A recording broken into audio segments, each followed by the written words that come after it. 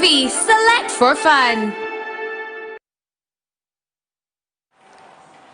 Well, a very good evening. Well, we're coming to you live with the events. Of course, the whole country has been awashed by the sad news of the demise of the spokesperson of one of the mosques, and he has been very vocal in speaking for the Muslim fraternity, and that is none other than Sheikh. That is very Sheikh that has been very, very vocal in speaking on behalf of the Muslim fraternity, and of course he has also been serving in various capacities as a teacher on marriage-related issues. He has been a very, very vocal individual. And of course, in the earlier news that we did avail to you, we did profile him in the different capacities that he served. And that is Sheikh Muzaata Bati, who was a spokesperson, has been a spokesperson, and he was about 4 months ago rushed to the international hospital in Kampala, where he was battling an illness that as of now hasn't been revealed to the public, but there were rumors that the Sheikh, the very vocal Sheikh Muzaata, who was very outspoken and very he spoke his mind whenever he really felt to, and he was very eloquent on speaking issues that have been affecting the nation. Sheikh Nuhu Muzaata Bati has been cited in various controversies, not only from the Muslim fraternity and the religion, but he has always come out to speak on national issues, social issues. He has also been a Muslim teacher, the Quran teacher, an Arabic teacher who was very, very eloquent in that area, but also in the matters of marriage. You remember that he did come out and speak out in various controversies with our celebrities, talk of Eddie Kenzo's relationship status, where he did tag him as a love nigger, among other things. But he has also been a teacher of Arabic and a Muslim philanthropist. Very important roles that he did play in society, and it is a very sad story indeed that as of today afternoon at around 2 p.m. The social media platforms were all awashed, and the nation was in somber mood mourning his passing. We shall be going straight away to Kawempe Division, and that is at his residential home in Bwaise,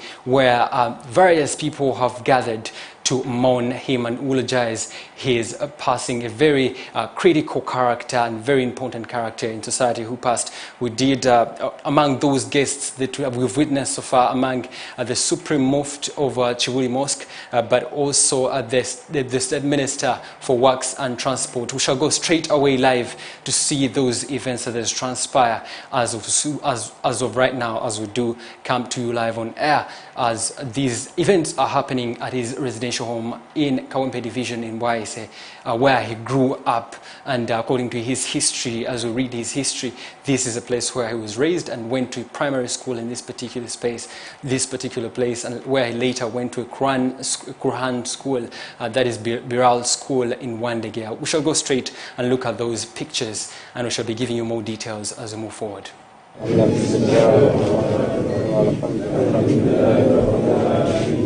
الرحمن الرحيم مالك يوم الدين إياك نعبد وإياك نستعين اهدنا الصراط المستقيم صراط الذين أنعمت عليهم غير المغضوب عليهم ولا الضالين. يا أرحم الراحمين ويا أكرم الأكرمين ويا أجود الأجودين يا رب العباد اغفر وارحم شيخنا ومساك الدين اللهم اغفر له وارحمه واسكنه في الجنة بنعيم الفاتحة. بسم الله الرحمن الرحيم الحمد لله رب العالمين الرحمن الرحيم مالك يوم الدين إياك نعبد وإياك نستعين اهدنا الصراط المستقيم صراط الذين أنعمت عليهم غير المغضوب عليهم ولا الضالين. اللهم اجعل قبره روضة من رياض الجنة. آمين. اللهم اجعل قبره روضة من رياض الجنة. آمين. اللهم ادخله جنتك برحمتك يا أرحم الراحمين. الفاتحة. بسم الله الرحمن الرحيم الحمد لله رب العالمين الرحمن الرحيم مالك يوم الدين إياك نعبد وإياك نستعين اهدنا الصراط المستقيم صراط الذين أنعمت عليهم غير المغضوب عليهم ولا الضالين.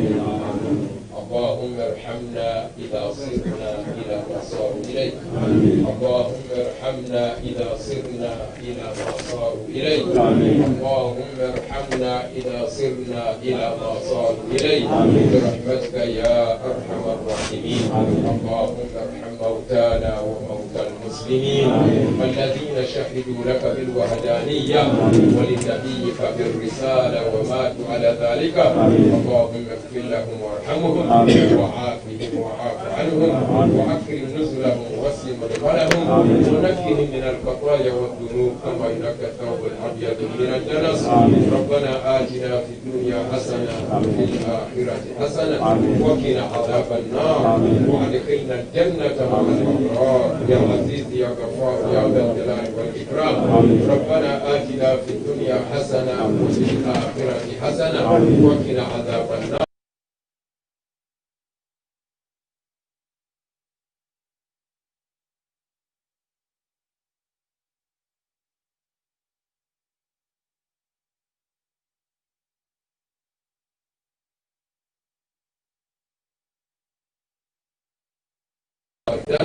واستجب لنا كما وعدتنا انك لا تخلف الميعاد صلى الله على سيدنا محمد وعلى اله وصحبه وسلم والحمد لله رب العالمين. bwe batyo gwe omulabi waffe wa STV awe basabidde omugenzi omwoyo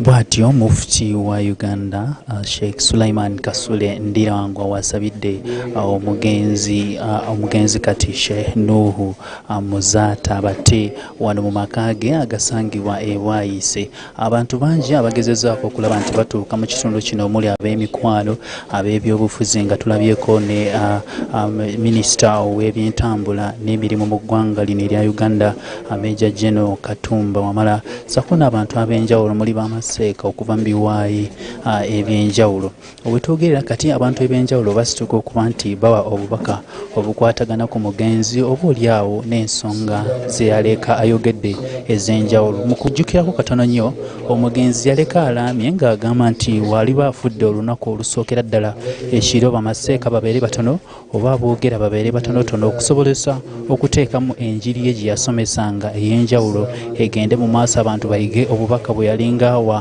eggwanga lino ssaako n'okulaba nti abantu bamanya ensonga ez'obuyisiraamu naddala bwe kituuka ku kufa nga weeri mu nzikiriza oba enkola ey'eddiini ey'obuyisiraamu nti omuntu bw'afa tebamulwisaawo nnyo nga bannaffe ab'enzikiriza endala olw'ensonga nti ekyo omubaka oba nabbi Muhammad sallallahu alaihi wasallam ow'abasiraamu yakiziyiza era n'agamba nti omuntu aba afudde kyetaaga okuba nti ayanguyizibwa okuba nti aziikibwa kale nno nabwe kityo n'olunaku olwaleero Muzaata lwassizza omukago gw'enkomeredde olw'ensonga nti yafudde akawungeezi ka leero ku ssaawa wakati wa 9 ne 10 kyabadde kizibu nnyo okuba nti enteekateeka zonna zikolebwa okumujja mu ddwaliro erya IHK okumuleeta okumuziika mu bwangu ddala nabwe kityo famire oba ab'eŋŋanda batudde mu lukiiko mwe bali mu kuteeseza biki ebigenda okuba nga bikolebwa wabula nga ge twakafunako gali nti agenda kuba aziikibwa olunaku olw'enkya ku ssaawa zigenda beera 10 omulabe ffe owa STV wetwogerera kati bamaseeka ab'enjawulo oluvannyuma lwa Supreme Mufti wa Uganda Sheikh Sulaiman Kasule Ndirangwa okuwa okubaka bwe okwogera ssaako n'okusabira omugenzi bamaseeka ab'enjawulo bagezaako okulaba nti baddayo muka okusobola okuba nti beetegekera olunaku olw'enkya wetwogerera kati abantu bali mu kufuluma wabula nga n'abalala we bayingira nga bumanyi nti Sheikh Muzaata omugenzi kati abadde mukwano gw'abangi abadde muntu mubuulizi wa njiri y'obusiraamu olw'ensonga nti yabadde akulira bayimaamu mu Uganda muno kale ne bwe kityo bayimaamu ab'enjawulo bali mu kuyingira wano assaako n'abalala nti webafuluma okusobola okuwaakaaganya ne bannaabwe abalala okujja okuba nti bawa obubaka bwabwe n'okutuusa okusaasira eri ab'eŋŋanda z'omugenzi kati Sheikh Nuhu Muzaata bate mu bitonotono bye twakakuwaako oba bye twakuwaddeko amawulire gaffe aga select ey'enjawulo ne select news Sheikh Muzaata abadde amanyikiddwa nnyo ng'omuntu avaayo okwogera ku nsonga eziruma bannayuganda, ensonga eziruma omuntu wa wansi, ensonga eziruma n'ebyobufuzi, ensonga ezikwatagana n'effugabbi, ensonga ezikwatagana n'okusuula obuvunaanyizibwa naddala mu maka ssaako n'enkuza ey'abaana ab'obuwala obaolyawo n'abaana ab'obulenzi. Kale ne bwe kityo olw'ensonga nti abadde yeetagezaako okulaba nti asosola mu madiini oba asosola mu nzikiriza oba asosola mu biwaayi, abadde muntu mukwano gw'abantu bangi era abadde n'emikono emyanjuluvu eri abantu ab'enjawulo. Bwe twogera kati abantu bali mu kuwa obubaka bwabwe obukwatagana ku Sheikh Nuhu Muzaata Batte nga bwereera enzikiriza y'Obuyisiraamu. Omuntu singa aba avudde kiba kyetaaga ne mujjukiza abantu abaliwo abalamu ku biki byazaakolera Obusiraamu, biki byazaakolera eggwanga ebirungi, oba olyawo abantu ababa basigaddewo nga balamu basobola okuba nti bafuna okwefumiitiriza n'okumusabira omwoyo gwe Katonda aguwummuza mirembe. Tugenda batukutuusaako emboozi zino nga bwegenda okuba nga etambula mpolampola okuviira ddala ku kinyusi okutuukira ddala Sheikh Nuhu Muzaata w'anaagalamizibwa mu ntaana ye oba mu nnyumba ye ey'olubeerera. Ab'eŋŋanda tugezezzaako okubafuna wabula olw'ensonga nti bali mu kiyongobero tukyagezaako okulaba nti tufuna omu ku bo agenda okuba nti atubuulira enteekateeka nga bwe zinaba ziyimiridde mu butongole buno. Obudde bakyatudde mu miitingi oba bakyatudde mu tabamiruka okusobola okulaba nti bateesa ensonga nga bwe zigenda okuba nti zitambula. Nga bumanyi nti nga bwe balugera nti okufaate okusanga yeetegese na bwe kityo buli kimu bagezaako okulaba nti bakiteekateeka mu budde buno. Wabula nga bwe nkujjukiza nti abantu bayitirivu nnyo wano mu maka ge e Bwayiise. Jjukira nti yazaalibwa Bwayiise era nga wabadde n'amaka ge wanera e Bwayiise. Abantu abayitirivu bali mu kuyingira, abalala bafuluma, bannaddiini, bannabyabufuzi, emikwano gye, Abayisiraamu n'enzikiriza zonna bagezaako okulaba nti bayingira. Abantu abagundiivu abamanyikiddwa bonna bagezaako okulaba nti batuuka mu kitundu kino okusobola okuba nti batuusa okukungubaga kwabwe, batuusa okusaasira kwabwe eri ab'enju y'omugenzi kati Sheikh Nuhu Muzaata Batte. Tugenda batubikutuusaako abalasigala ng'okyali ku STV wano bwe tugenda okuba nga tukutuusaako amawulire agakwatagana n'okufa kw'omugenzi. Ze Hasiib Ssekyunga ku lwa STV.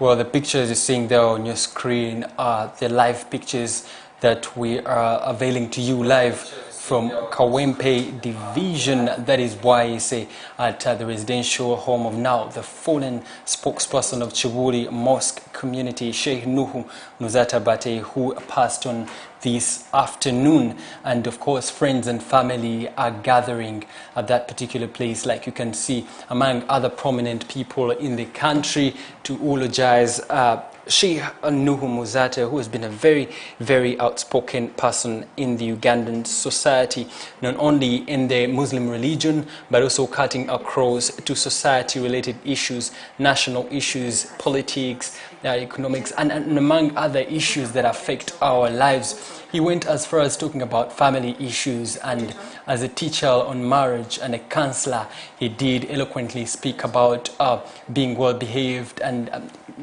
counseling at various levels, the youth. He did talk to the young people, the girls, and talking about marriage and marriage-related issues, among other things. Well, we did learn of his demise this afternoon, a very sad story, and the entire country as we speak in various dimensions is in somber mood, eulogizing the passing of Sheikh Nuhu Muzaata, who did pass on this afternoon. Well, earlier reports did indicate that he succumbed to COVID-19 at IHK Hospital, that's the International Hospital of Kampala, where he was admitted. And that's about 4 months ago. He was battling with an illness that hasn't been revealed yet, but we're yet to be finding out the details as they do come in. Well, he did leave with he did leave behind, being a Muslim, 2 wives that have been known, and of course 3 children from 1 wife, among others. And of course other details will be veiled to you as they do trickle in on the details of Sheikh Nuhu Muzaata and what character and what roles he did play in society. We shall be going back live again to listening into the events of what is happening at Bwaise, at his residential home. That's in Bwaise, Kawempe division, where Sheikh Nuhu Muzaata was born and raised. A man who was firm and standing out in society by both character and his words.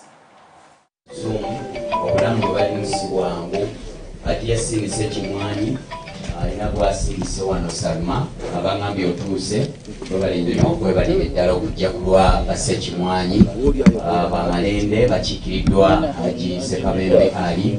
Tuzikirize ensaasire ebitongole bino bisatu. Ebitongole bino bisatu simanyi kye bigenda kukola.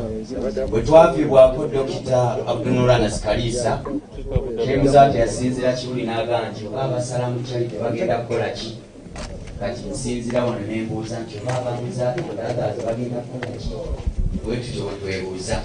Nze yanze okusanga buli kiro nga saayita Muzaata, saayita Mityana, naye nga omukulu ono bwe twali e Makka nga takukkiriza kwebaka. Kirira nayamuga. Kirira otuuka e Madina, genda. Byebyo. Ekitongole ekyokubiri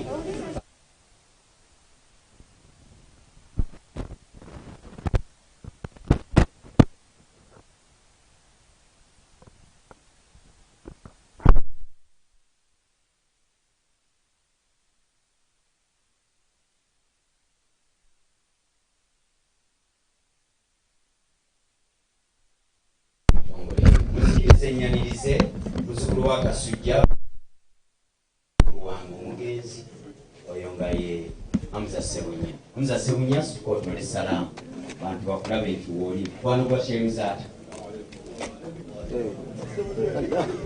bali babiri Hamza Ssebunya kanyongereko Lema Namakula Dokita yo mutabani wange Hamza Ssebunya webali nnyo balire ddala okujja banaffe Waalaikum salaam wa rahmatullahi wa barakatuh. Haji Lukumbi naawe sebo webale okujja webalire ddala. Waalaikum salaam wa rahmatullahi wa barakatuh. Fwe muli bangi bannabyabufuzi ku mukolo guno naye njagala okubaaniriza Sharifu Nambale Bijanjalo tola salaamu. Waalaikum salaam Osini tola salaamu. Nomukulu wali ne mukadde wa Sheikh Mayambala tola salaamu abantu bano bakumanyito. Waalaikum salaam wa rahmatullahi wa barakatuh. Kakati nno munzikirize waliwo Seeko omuto twagala okukowoola naye atuwa ekigambo kye. Mulimu guno tugukoze babiri Uganda nge Ramadhani Lukwago Meya Sheikh Bakasambe tola salaamu mbe ku muzindaalo guno. Nze kugamba yankolera ettima ate nampangula akalufu. Waalaikum salaam wa rahmatullahi wa barakatuh. Abo bajja kuwa road kansala naye temweraliikirira inshallah bali baati balangiridde nze. Nzikiriza Sheikh muto nkusitule owe okay kale tugenda kumuleeta naye kusobola ate enteekateeka empya omulabi waffe owa STV nga bwe twakutegeezezza nti abantu ab'enjawulo bagezezaako okulaba nti abatuuka mu maka g'omugenzi kati Nuhu Muzaata Batte yavudde mu bulamu bw'ensi eno olunaku lw'olwaleero. Nabwe kityo wenyimiridde wano ne Dr. Hamza ng'ono abadde mukwano gwa Sheikh Nuhu Muzaata Batte ow'amaanyi saako ne Sheikh abagenda okuba nti batunnyonnyola ku kiki kye bamanyi ku Sheikh Nuhu Muzaata na kiki kitegeeza okuviibwako mukwano gwabwe. Ssebo nkwaniriza ku STV. Assalamu alaikum. Waalaikum salaam wa rahmatullahi wa barakatuh. Nga kitalo nnyo ekya Sheikh Nuhu Muzaata. Kitalo nnyo ssebo. Sheikh Muzaata abadde ategeeza ki eri obulamu bwe nga mukwano gwe? Sheikh Muzaata abadde mu biti bingi obulamu bwange ate si bwange nzekka wabula obwa umma yonna ate n'abantu abalala abatali basiraamu. Abadde musomesa, abadde musajja alina okwagala ate abadde musajja muwabuzi ate kyensinga okumumanyako ekirala nti abadde pure omuntu aseka naaba nga asese kungulu ne munda era kyemmanyi buli omu wonna waali mu nsi yonna omu ali mu kukungubaga olwa Sheikh. Tusaba Allah abeere nga amusonyiwa ebyo byamusobako ate abeere nga amulamuza kisa amuwe ejjana Firdaus ate amugazize ne kabuli ye. Tugenda kumusubwa nnyo ffe nga ffe twakafunamu ku maanyi naye nga twa breakinze down naye ng'abakkiriza tugamba nti inna lillahi wa inna ilaihi rajiun. Mungu bw'atyo bwageze tumwebaza olw'akaseera kamutuwadde era tujja kutambulira nnyo ku ebyo byatubuuliridde nebyatusomesezza inshaallah. Tuyanza nnyo tuyanzigo oyo ye Dr. Hamza abadde mukwano gwa Sheikh Muzaata Nfaafe era ng'abadde muwabuzi bwe ng'agezaako okuba nti amuwa ku magezi ku nsonga ezikwatagana n'obulamu bw'ensi eno. Tujjukira ekyaliwo ng'agezaako okulaba nti abuulirira abavubuka ogezaako okulaba nti bavaayo okwenyigira mu mirimu egikulaakulanya eggwanga lino, bavaayo okulabika nti bateekawo ebintu oboolyawo ebisobola okuba nti bitambuza eggwanga lino maaso. Enyimiridde ndi n'omu ku basheehi abagundiivu ennyo ababadde nga be bamu kubajja amagezi ku Sheikh Nuhu Muzaata Batte abadde bagezaako okulaba nti Sheikh Nuhu Muzaata Batte byabadde abasomesa babiteeka mu nkola. Sebo nkwaniriza ku STV. Naam, nange nsanyusa okubeera ku STV naye ate ndi mu nnaku etagambika era olaba n'entegetege zinfamba olw'okuviirwako omukwano gwange ennyo ennyo nfanfe ate nga muzadde wange ate abadde ambuulira mu bintu bingi nnyo ate nga abadde seeka mukwano gwange kubanga mu bubufu bwafiiriddemu naffe bwe tuli bwe tutambulira ffe abaana bazaakwatakwatako nga mu ddaawa okutuguruuminga ne tufuuka kye tuli naye eggwanga lyonna liri mu nnaku ensi yonna eri mu nnaku kyoboolaba Allah ategeeza mu Qur'an n'agamba alladhina idha asabatuhum musiiba omuntu yenna aba afunye omuswiba afunye ekizibu eky'amaanyi qaalu inna lillahi wa inna ilaihi raji'una fenna tuli wa Allah tuli ba Allah twava eri Allah era gye tudda katutuguma bugumi kubanga Allah subhanahu wa ta'ala agamba abagumiikirize ababa bafunye ebizibu ebifaanaganako bwe biti era tuli mu kugumiikiriza era nammwe mutusabire kugamba alhamdulillah Allah tagira kibi naye tugamba alhamdulillah Allah yatugeredde bwatyo tugumire ku Allah subhanahu wa ta'ala. Okufa kwa Sheikh Muzaata kutegeeza ki eri bamaseeka abato oba oliawo ne bamaseeka babadde yakasomesaako n'abalala babadde bamuggyako amagezi ag'enjawulo naddala ku byaddiini ey'Obuyisiraamu? Kinene nnyo eri bakiseeka abato bafiiriddwa nnyo ate kwako ensuuso olaba ffe ababadde basuumosibwako kubanga ffe tutya notuyita basheekhe kubanga tuli bawalimu tuli basomesa basheekhe be baseeka abagenzi baseeka basheekhe Muzaata bwe batwe basheekhe abanene naye nga ffe baseeka abato n'abato baffe bafiiriddwa nnyo kubanga Sheikh Muzaata ekigambo abale tiyerya mu ntama ekigambo abadde akijjayo nga bwe kiri ng'ayogera amazima okuva ku ntobo y'omutima gwe kubanga abadde muzadde ng'akulumirirwako nnyo ddala naye abantu bafiiriddwa nnyo n'abasheekhe abato tufiiriddwa nnyo ddala naddala nze Seeka Zubadu Sali kubanga lirinnya lye bamanyi lye bapita nfiiriddwa nnyo ddala kubanga naffe abasomesa amasomero ag'enjawulo gensomesaamu kubanga nsomesa ku Kinawa High School Kyengera Mugongo Campus ne ku Madiina Islamic Nsanji Katereke bafiiriddwa nnyo kubanga Sheikh tuba tutera omuyita mu dduwa eza senior 6 senior 4 nga ya abulirira abaana n'amasomero amalala muri Gombe Kawempe Muzirimu Birali nga abulirira bana abaana abato era nga bagamba Sheikh Muzaata yayogedde ekigambo era tukiveeko bwe bansobi nga bagivaako bwe kiba kirungi nga babeera nga bakitwala bagamba tuwali atafiiriddwa yaakhe waliwo olugero mu Luganda olugamba nti awakula ennume tewakula omoloza Sheikh okuba nti asizza omukkago ogw'enkomero olunaku lw'olwaleero Uganda oba eggwanga linaddamu okufuna Sheikh alinga Sheikh Nuhu Muzaata batte tugamba ffe ogwo musiiba munene kubanga tugamba Allah subhanahu wa ta'ala waba ajjeewo ekintu mu busiraamu mu njigiriza y'obusiraamu ate atuddizaawo ekisinga okuba ekintu kubanga ffe tubaako kye twagala oliawo Allah alina gwatekedde omulungi asinga naye ate nga Sheikh Muzaata nga mu kulaba okwange kaffe mu kwogera kwaffe taddizikawo naye ate Allah asobola otuwa omulungi amusinga. Obubaka ki bw'olina obusembayo eri abatuuze b'omugwayisa abadde bawangaala naye abayizi be babadde asomesa kwegamba abantu abamu badde okumpi ennyo nga bagezaako okulaba nti be bamumanya walaze walidde wasuze n'entambula yonna obubaka ki bw'olina eri ab'eŋŋanda naddala abaana abamuviira ddala mu ntumbwe? Ekirungi Sheikh Muzaata aliseewo omukulu kitegeeza abadde aleseewo okugamba legacy ng'abaana Adamu badde bakola ebikola ebirungi be bamukoppako.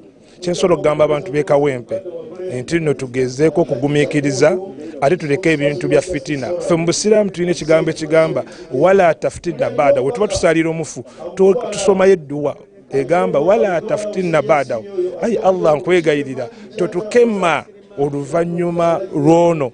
Kati abantu b'e Kawempe n'abantu mwenna abatulaba tubagamba baleke kukemebwa oluvannyuma lw'omu Sheikh Muzaata avudde, tufuge ebigambo byaffe kubanga abantu abamu basobola okwogera kino oba kimu. Tufuge ebigambo twegendereze ebigambo bye twogera oluvannyuma lw'okufa. N'ekirala tutegeere nti nno Sheikh Muzaata olaba Allah amujjuludde enkya Allah ajja kutwala nze era ajja kutwala omuntu omulala okuva mu Kawempe n'omunene okusinga. Kati tulongoose abadde akola ebikyamu nga mbikola lwagamba mbikola ku lwange oba sigenda kukola bikyamu kubanga Sheikh Muzaata andaba. Sheikh Muzaata agenze kakati olina kubeera nga ffenna tudde eri ani Allah subhanahu wa ta'ala twesigamire Allah byonna bye tukola tumanye Allah atulondoola mu mbeera zonna nabwe kityo twesigamire Allah tubeere nga tumutya mu bifo byonna bwe tuwangaalira inshallah. Barakallahu fiikum. Barakallahu webale nnyo omulabi wa STV abadde Sheikh Zubadu Sali abangi gwemumanyi nga Sheikh Zubadu ng'ono muyizi ate era nga mukwano gw'omugenzi kati Sheikh Nuhu Muzaata batte agezezzaako okuwona ku nsonga egamba nti mu busiraamu si kirungi kuba nti osaasaanya enjawukana okusaasaanya eŋŋambo okusaasaanya amawulire ag'otalinaako bukakafu naddala amawulire agatali matuufu ku mugenzi ate si ku mugenzi yekka wabula ku musiraamu munno ne ku muntu omulala. Kale nno nabwe kitasabye abantu okukuuma obumu okukuuma enkolagana okukuuma obuntu bulamu naddala mu kaseera kano akakazigizigi Katonda oba Allahu subhanahu wa ta'ala waleetedde okugezeseza kubanga okufa kiba kigezo ate okufa akuba kuyigiriza kiba bubaka Allah bwasindika oba Katonda bwasindika eri abantu ogezaako bajjukiza nti okufa gye kuli ate okugezaako okubalaga obuyinza bwe nga ye jalla waala Allahu subhanahu wa ta'ala. Nakunnyonnyodde dda mulabe waffe wa STV nti bannaffe bangi nnyo abali mu kitundu kino abazze okugezaako okulaba nti bakungubaga n'ab'eŋŋanda omuli abako ab'emikwano abayizi aba Sheikh Nuhu Muzaata batte byasomesa bonna webali olunaku lw'olwaleero. Bantu bangi bagezaako okulaba nti bafuluma nga n'abalala we bayingira. Bano bonna bajja kulabuka nti abawa obubaka bwabwe basaasira oba beegatta ku famire n'ab'eŋŋanda aba Sheikh Nuhu Muzaata batte. Waliwo ab'ebyobufuzi bangi, waliwo bannakatemba, waliwo bayimbi, waliwo bamaseeka, waliwo n'abantu ab'enjawulo mu nzikiriza ez'enjawulo nga wena okunyonyedde nti Sheikh Nuhu Muzaata okwawukanako ne bamaseeka abalala abadde abanyikiddwa ng'omuntu oba seeka ate erya ntama agezaako okulabika nti avaayo n'alwanira eddembe ly'omuntu wa bulijjo n'agezaako okulaba nti akuuma obuntu bulamu akuuma obumu agezaako okulaba nti asaasaanya enjiri ezza obumu eri si basiraamu bokka wabula n'abantu abalala sekinnamu. Kale nno nabwe kityo tugenda batukutuusaako bannaffe abanjawulo okuba nti bawa obubaka bwabwe era nga akulidde enteekateeka z'omukolo guno ogw'okusiibula omugenzi kati Sheikh Nuhu Muzaata batte yali mu kwogera nga tugenda kuba tumufuna naye atunyonyola enteekateeka bwe zimidde. Sigala ng'okyali ku STV nze Hasif Sekyunga wano e Bwayise. Nti okuva COVID lwe bafuulawo akajjiwe bajja wamu gwa mukaaga baseeka wano we baguliddewo ne baga nti abali nze nakati mugendeeko naki awo wokka wafiiriddewo wa sheekhe. From the ground, that's in Bwaise in Kawempe division. Our reporter is on ground, Hasif Sechiunga, to bring you all the details of what is happening in eulogizing the fallen Sheikh Nuhu Muzaata, who has been a very outspoken and eloquent individual in the Muslim fraternity. Well, Sheikh Nuhu Muzaata, a lot has been said about him, but what we can remember very quickly and on top of our minds is him being vocal and speaking out. He fought for Islam in the country in different sectors, including the various controversies that he has been quoted into. Sheikh Nuhu Muzaata has moved as far as in making sure that he takes the right strides in meeting the heads of states, in ensuring that the Muslim factions can actually be harmonized, among other factors, to see that he brings about peace and harmony into Islam. Well, he has been a teacher on marriage issues, a counselor who stood out very strongly on what he actually had, a backbone and spine, and he said one word and actually meant it. He stood for his position. Sheikh Nuhu Muzaata, the state will miss you, the Muslim fraternity will miss your services and your different efforts that you've been taking in ensuring that Islam stands out in various aspects. He has been a Muslim philanthropist. That means he has acted as a charity character in society to ensure that all people are seen in equal in various perspectives. But he did what I can remember in the various controversies that he can be quoted in society is a singer, that's Eddie Kenzo. That's one controversy that is hugely remembered in the media fraternity, where he came out and tagged him a love nigger, accusing him of staying with his spouse for so long and not taking the steps to having that particular person married, among other passions that he did exhibit in society, and to make sure that young people take the right decisions for as far as marriage is concerned, but not only marriage, education and accumulation of wealth and business for their well-being, for their own well-being is also concerned. Well, what we have gathered as per this afternoon was that Sheikh Nuhu Muzaata did pass on at about 2 p.m. this afternoon at International Hospital Kampala, that's in Muyenga, where his remains still lie as of now until further notice, where communication that comes off the ground indicates that burial will be tomorrow. And of course, from what we know from that religion, that's the Muslim religion, when someone passes on, their remains are not kept for so long, so we do expect burial arrangements to be issued very soon and publicized for that matter. Well, our reporter is on ground, Hasif Sechiunga, and he will continue to give us the details as they emerge. Well, various prominent figures are in that particular place, his residential home in Bwaise, Kawempe division, and they are eulogizing and making their last of memories of Sheikh Nuhu Muzaata. Well, the Supreme Mufti of Chibuli Mosque, that's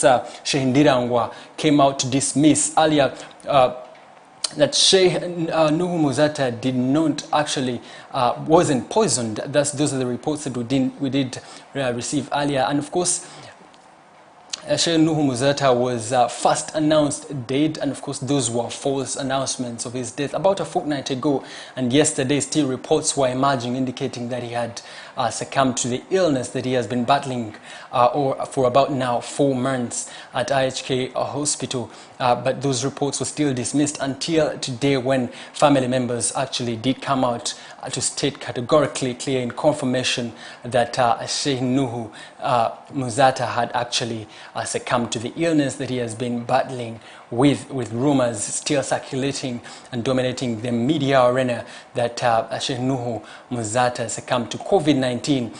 Whether it is COVID-19 or not, we continue to encourage people to make sure that they observe the SOPs that have been issued by the Ministry of Health, to wear that mask, and of course stay away from gatherings for as much as they can. Wash your hands and take good care of yourselves to make sure that we can actually overcome this pandemic. 2020 has not been an easier, but now in eulogizing Sheikh Nuhu Muzaata as the former spokesperson now of Chibuli Mosque, we also do remember the very strong characters from the media, from the Muslim fraternity that have passed on not so long ago.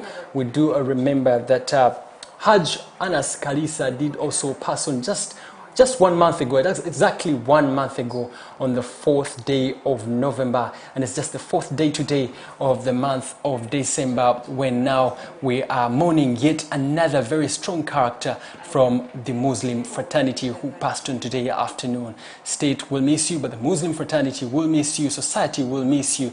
We shall miss your strong words, encouraging words and advices that you've been offering to the young people, not only the young people, the women who have picked a lot from you when he did speak very vocally on the roles of both women and men in building a family on different platforms that he did appear. Well, some did like his words, while others did not.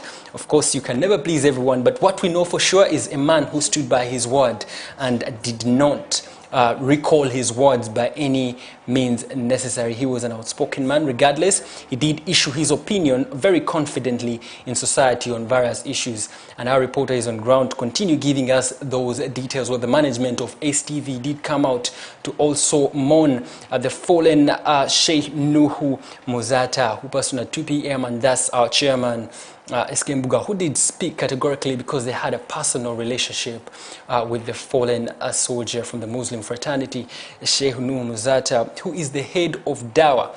The head of Dawah in the Muslim religion in this particular country.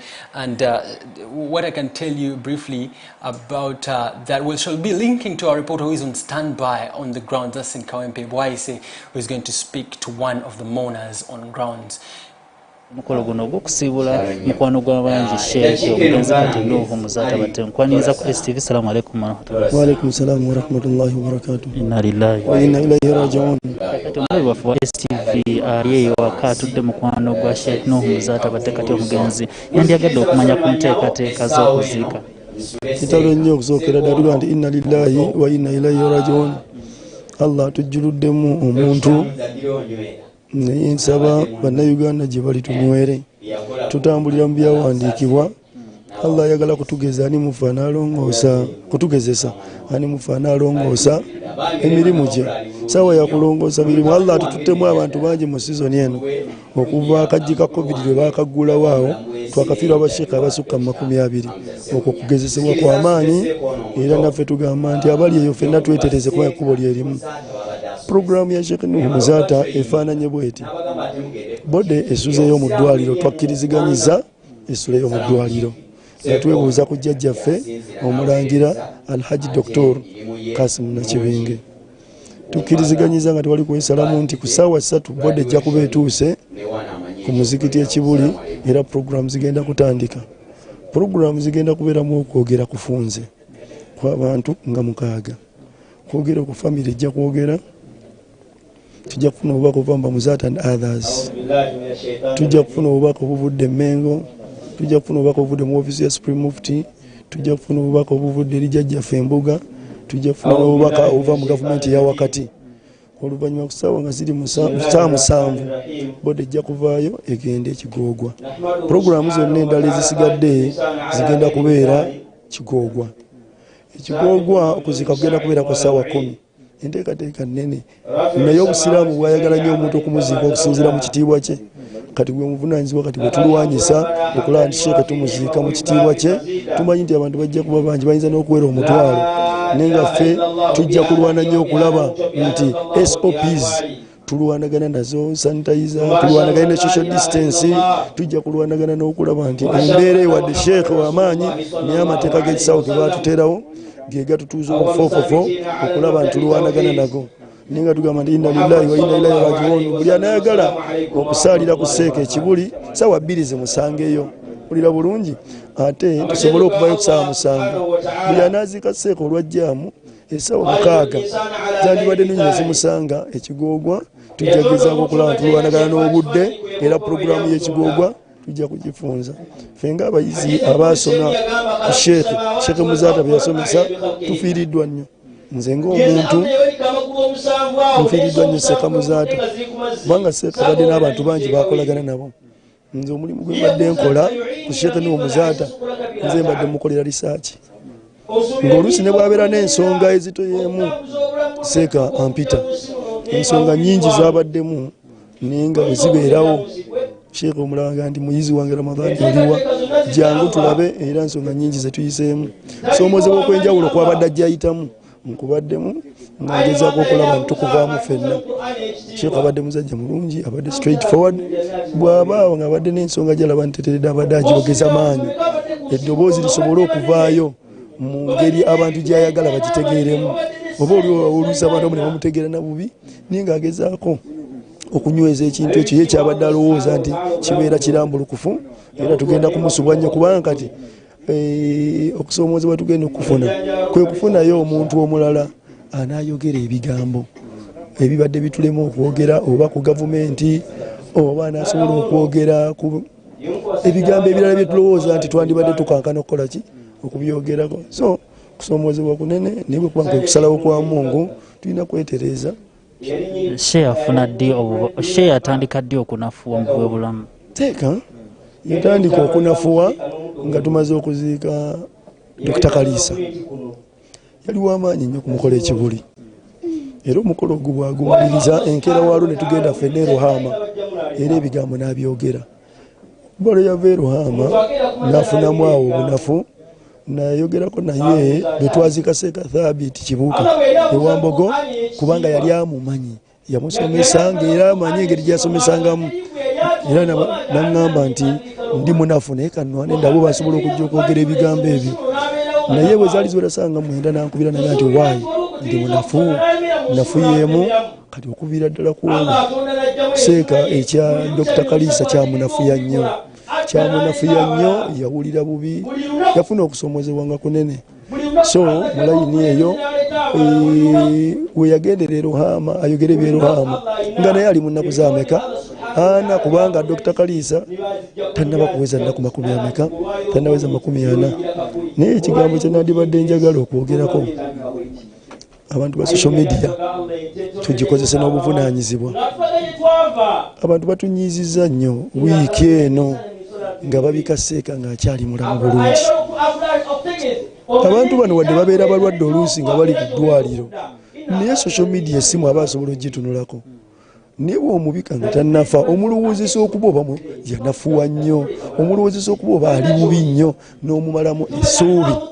Abantu ba social media batunyiizizza nnyo ababise Sheikh ebbanga lyonna kubanga kituufu nti Sheikh nijjadde mulamu bulungi era ng'anyumya naye nga munafu naye ebigambo bye twogera ne bwe tuba tugenza okulambula abalwadde birina engeri gye bamalamu amaanyi. So twagala kugamba nti tetubadde basanyufu n'aba social media n'okugamba nti abantu bakozese nnyo ebigambo. Mungu bye yayogera mu ssuula emu bye yagamba nti idha jaakum fasiqun binaba'in fatabayyanu an tusibu qawman bijahala fatusbihu ala ma fa'altum nadimin. Nti abantu bwe batujjiranga n'amawulire tugasengejjenga n'obusengejja obw'obutuli obutono kubanga amawulire ago oluusi gatukosa ne tumaliriza nga twejjusizza. So ye message eyo tugamba nti abakozesa social media batukoze bubi n'ekirala tebagikozeseza ku Sheikh yekka n'abalala abeesimbyewo n'abalala olw'ebigendero ebyenjawulo. Kibi nnyo okwagala okufuna popularity ng'ogifunira ku kwonoona. Amannya yenze Lukwago Ramadhan Ishaka meeya wa Kawempe addako era nga ndi mureese eyo era nga nkakasa nti jajjiwangula insha Allah. Tweyanziza nnyo Sheikh Ramadhan agezezaako okulaba nti akutemeratemera obumpimpi enteekateeka nga zigenda okuba nti aziimirira obulanga gwasinze okukuba eri abavubuka eri abantu mwenna ogezaako okulaba nti social media oba omukutu omutimbagano tegugeza kubaako nti gubayigula ettama kubanga obubaka bungi obutambulira ku mitimbagano ogwo obutali butuufu nga kinajjukirwa nti sabbiiti eno abantu bangi bazze bagezaako okubika Sheikh ng'ate akyali mamu so ekintu ekitali kituufu eri eri gwe atunulira social media ate nawe kenyini ateeka obubaka era mu bufu bumu agezezzaako okutunyola nti rasulu oba allahu jalla waala yagezaako okulaba nti asaba abannansi n'abantu bonna okutwaliza wamu obutatwala buli mawulire gonna agalagaza okujjako nga bamaze okugasengejja olw'okujjamu ekinyusi ekituufu. Kale gwe akyali ku STV tugenda kusigala nga tukuwa enteekateeka zonna nga zigenda okuba nti zitambula okuviira ddala olunaku lwaliro n'okutuusiza ddala olunaku olw'enkya nga Sheikh bamutadde mu nnyumba ye ey'olubeerera. Nze Hasifu Ssekirunga wano ku STV.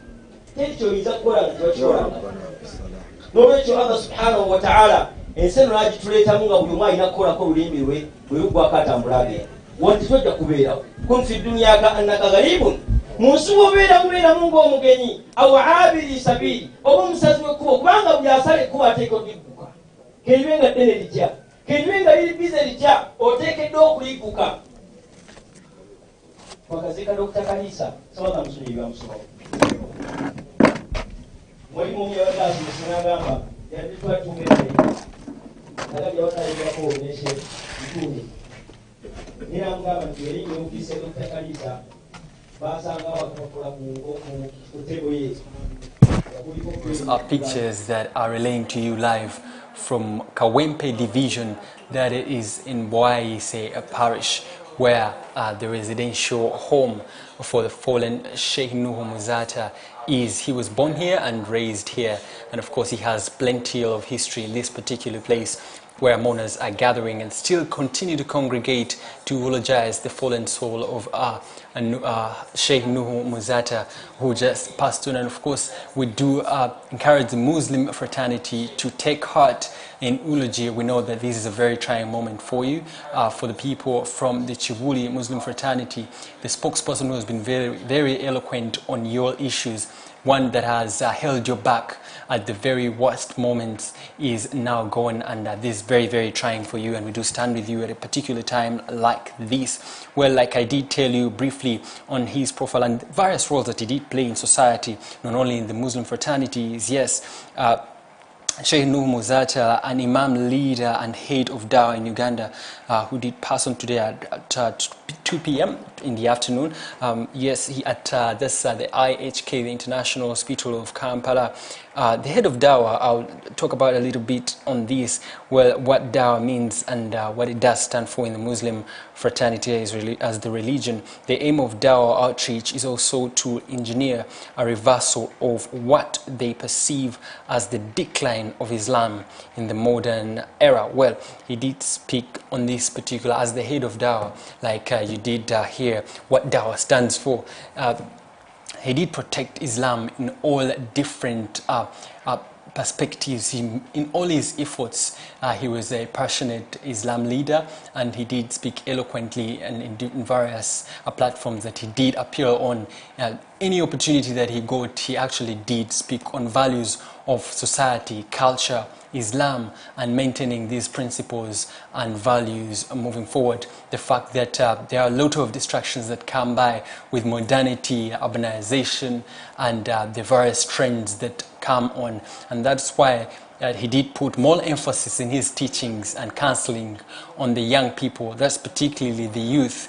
That he did speak to in different ways, not only on matters related to Islam, but society issues, family issues, and money issues. He has been indeed a very, very important and pivotal character in society that society will miss him, that the country of Uganda will miss him if and of course we already do miss him. The fact that he has stood tall and firmly on various platforms to speak for the protection of the African principles, the culture of Uganda, but also the Muslim principles.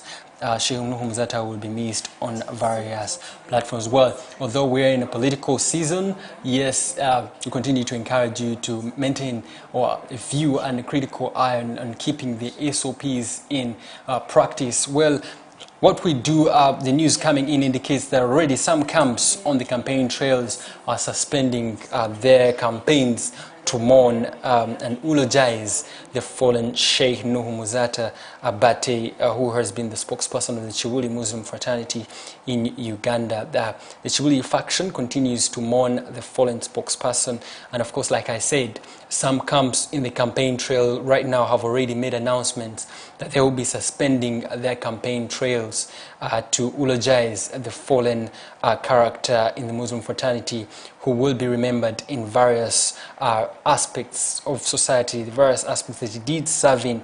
And of course, we shall be giving you more details as they do continue to trickle in, talk about the burial arrangements and the different meetings. There was a meeting at Chibuli earlier from the Muslim fraternity where they were discussing various ways on burial arrangements, among other issues that were casted an eye on or were discussed in this meeting.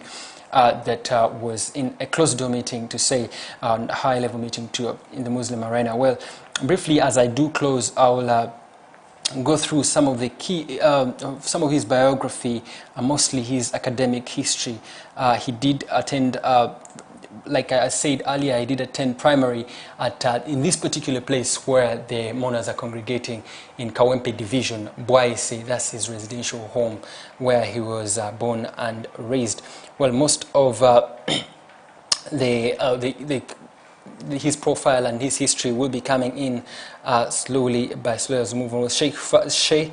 Well, the sheikhs continue to move, not only sheikhs, but also the Muslim fraternity, among other prominent characters, continue to mourn Sheikh Nuhu Muzaata. Well, in 1982, Sheikh Nuhu Muzaata Abate finished his studies at Bilal and then joined the University of Medina in Saudi Arabia, where he has ordained a sheikh. Where he was ordained a sheikh. Well, after Muzaata returned home, he began doing business alongside preaching the word of Allah, Mecca and Medina, for the Muslims intending to make hijrah and umrah. Well, a business he has still been running until he did breathe his last today afternoon. Well, as the head of Dawah in Uganda, Muzaata says, well, he did say that apart from his education, in various interviews assessing his eligibility and his position, well, he did add to various leadership.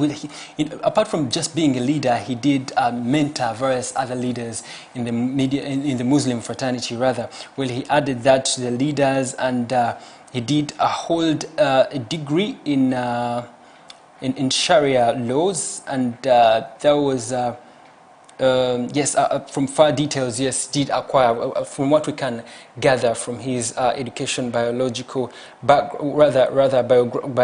background, is he did acquire quite a number of academic qualifications that actually did see him rise to the ranks in the Muslim fraternity, at the ranks of being a spokesperson, the head of Dawah, among others, being a teacher, and also a counselor to the society today, and maintaining, being a head of Dawah, like I said, maintaining the Islamic principles up high and afloat from the history of Islam, but also making sure that these principles are followed to the dot. Like I said, of course, this broadcast will, of course, personally, I'll be leaving studios, and of course, I'll leave you with this live broadcast that is coming to you live from Kawempe Division. That's why I say at his residential home where I was born and raised, and I will leave you with those pictures on the screen until, as we do continue to monitor closely what people are flocking in. Mourners continue to flocking into Kawempe Division. That's why I say at his residential place, to make sure that they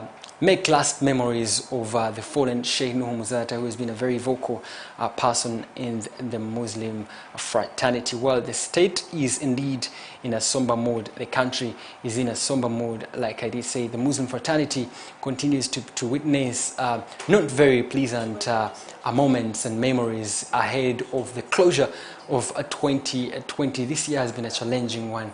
As we do come to a conclusion, it's December, the 4th day, and we still continue to see how best we can go with the various challenges that this year has presented itself with. Many people have left our eyes, but new others have been born, and like the religion does teach us that we come from him and we shall go back from him. It is a rest in peace for Sheikh Nuhu Muzaata.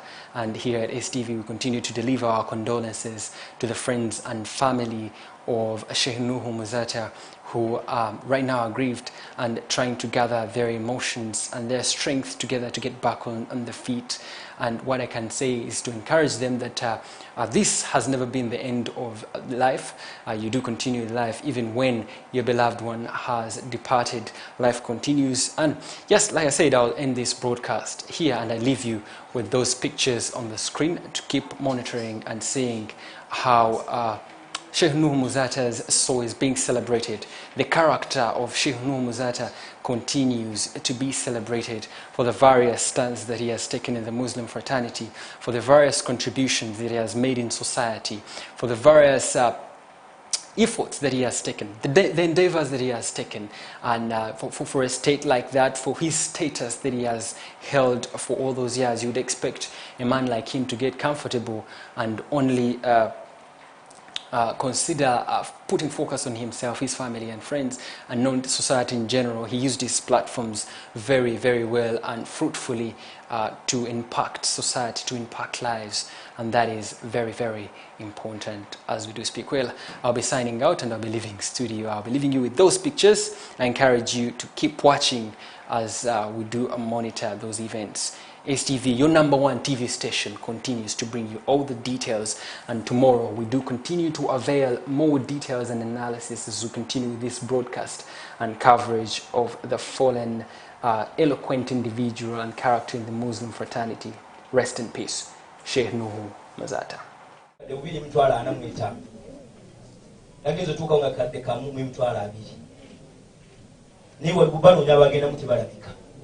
Allah yabafulumiza ekibuga bagenze mu kyalo twaseka amafuya tibagamba tibunaku emmoloka zino zibula wayi zigaggaza ndi zikrobo zifulumya abantu Kampala balemereddwa buli lukya Allah abatwala babeera mu madirisa temubalaba nga babeewunya kabaka bano bakikola batya nga kubanga bakyali Kampala ffe nga tulemereddwa tugenze babeewunya bayita wano Allah wabuyinza nayita Seka Muzaata namugya ekigogwa namuleetawo ewaabwe eri kuno omusajja munene bamuzalidde mu kyesiganye naye Allah subhanahu namukaliza kuno era ne bakkiriza nti omutuuze omukulu kawempa akoze atya ayogedde ekigambo kati Allah ekyakwadde ekyokufuna wakusula kikulu nnyo Sheikh kiweewa mu byebbeeyi byokyalina kubanga okyalina maka balina haja twalina Sheikh Muzaata twalina ono Sheikh kiweewa twali tuvaayo eyo okuziika Seeka nangamba ekigambo nanga ati Seeka Allah wakuwanga wosula nakuwa kuntambula ng'oli muwali muwebaza Allah Seeka oyo ekingamba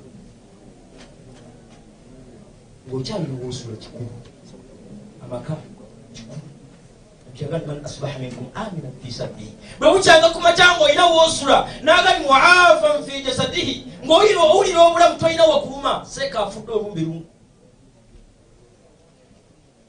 abantu ne batuuka n'okumubika nga mulamu bulwadde omuntu ali ku biraali asoma mulabyeko wa bisuka amazi baali bisuka amazi Yes, buterevu gw'omulabe waffe wa STV tukwebaza okuba nti obadde okyalinaffe okuviira ddala ekitwatandikidde n'okutuusa kakati amawulire gangi agasooka kuba nti gafuluma nga galika omugenzi nga bwe tuzze tukulaga mu nfunda ez'enjawulo okwasookera ddala omulundi ogwasooka tebyali bituufu okutuusa omugenzi Muzaata batte lwasiza omukoneredde mu ddwaliro lya International Hospital mu Kampala erisangibwa wali kigambo nti aliba mu ddwaliro nga afunye obuzibu bw'omutima mu buzungu ekimanyikiddwa nga attack wabula tekinaba kutegeekereka ddala kituufu ekyamuse tugenda bata okutuusaako enteekateeka zonna nga bwe zigenda okuba nti zitambula okutuusiza ddala ku maziika gwe ng'okusinziira akumuli enteekateeka bwatunyonyera ssaawa 2 ez'olunaku lw'enkya Sheikh omugenzi kati agenda batwalibwa ku muzikiti ekiwuli nga gyagenda kuba nti asaalibwa oluvannyuma enteekateeka endala zigenda kuba ziddira sigala ng'okyalinaffe ku STV oba oli mulabi mulungi era oli mugoberezi wa nsonga mutuufu nnyo nze Hasifu Sekiwungu